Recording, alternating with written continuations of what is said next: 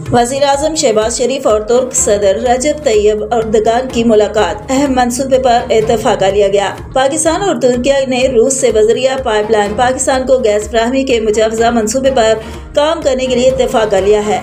तफसीलात के मुताबिक वज़ीर-ए-आज़म शहबाज शरीफ ने समरकंद में शंघाई ताउन तंजीम के सरबराहान मुमलिकत के इजलास के मौके पर तुर्क सदर रजब तैयब एर्दोगान से मुलाकात की, जिसमें रूस से पाइपलाइन के जरिए पाकिस्तान को गैस की फराहमी के मंसूबे पर काम करने पर तुर्की और पाकिस्तान के दरमियान इत्तफाक किया गया।